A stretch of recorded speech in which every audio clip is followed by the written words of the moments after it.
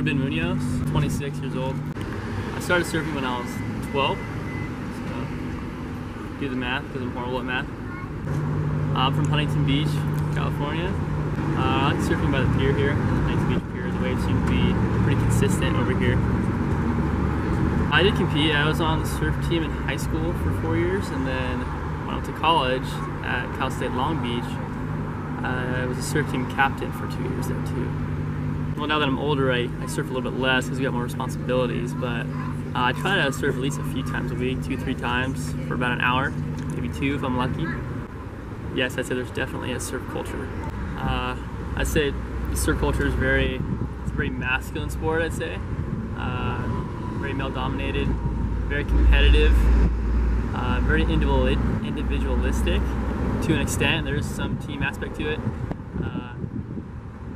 It's very social, family oriented as well, and it's kind of been hidden behind these more mainstream sports like football, baseball, soccer, stuff like that over the years. But now it's kind of being more brought to light, and it's actually going to be in the Olympics too, the U.S. Olympics. They're going to have an Olympic team coming up here pretty soon. So things have been changed. For the women in the surf culture, it's tough for them for sure.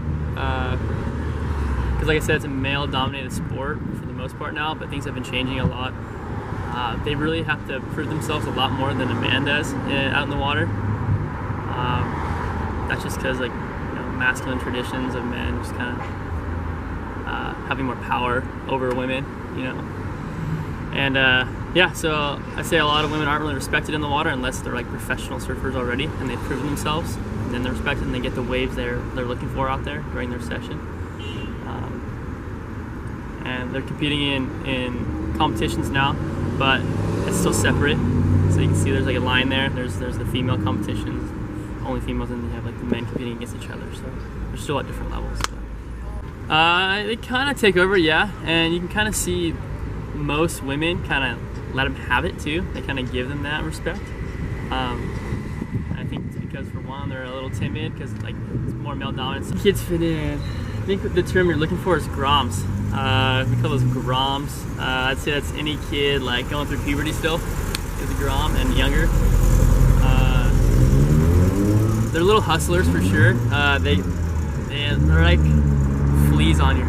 They just get off kind of thing. They're just hassling you all the time because young kids don't have that I don't think that frontal lobe, that judgment. They don't understand the rules of the culture and stuff like that. They're just kind of out there having fun. So I guess it's kind of innocent for them to do that, but they still need to gain their respect out there too. They got to pay their dues, as some sports would say, or cultures. But it's still awesome to have them out there. We all enjoy sharing the love of the sport, so it's good to have them out there. Rituals? I'd say yeah, there's some rituals. There's some steps to it, to going surfing, and the things every surfer probably does while going to the beach and going surfing. So I'll speak for Huntington Beach here. First thing you gotta do is you check the waves. We have this new thing called surfline.com. It's a website they use. There's cameras all over the place. You can see the waves in live feed. So check the waves, drive to that spot, load up the car with your wetsuit, surfboards, relax, earplugs if you need them, stuff like that, sunscreen. Drive down here. The waves are good. You're calling up your buddies. Hey, the waves are firing right now. Do you need to get down here? Tower 2, north side of the pier. I'll be out there. Get out. Usually is followed up by getting a burrito of some sort and maybe an acai bowl and if possible a nice cold beer too. But we do have our own words that we would use that most people wouldn't understand if they don't surf or have been around the surf culture for too long. A kook, I'd say, is someone, in lay terms, someone who thinks they know what they're doing when they're surfing, but they totally don't. And there's ways to identify that. Let me show you an example. Perfect. So most surfers carry their board like this, fins inward.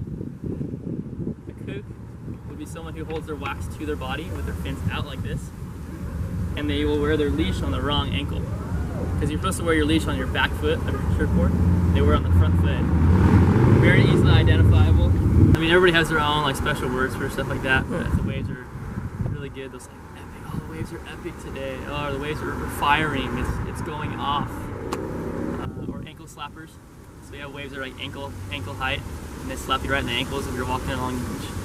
So lineup is just a wave usually comes in a certain spot. It's like a machine a little bit, you know. It's just, you know where it's gonna come in, and everybody kind of lines up for the wave, and you kind of almost take your turn in a way. But you're competing for your turn. So you end up, you're riding the wave, and then someone drops in on the wave right in front of you, and almost like hits you when you're already standing up on the wave. You know what I mean? So like, that's a big no-no. Don't do that. And if you're like a non-puke, you'll totally understand that. It's just like a respect thing.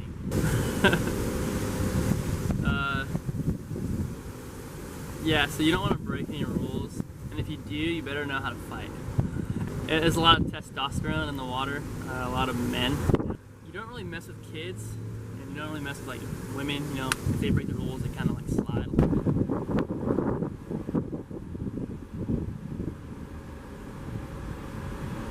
Yeah, the waves are definitely getting better.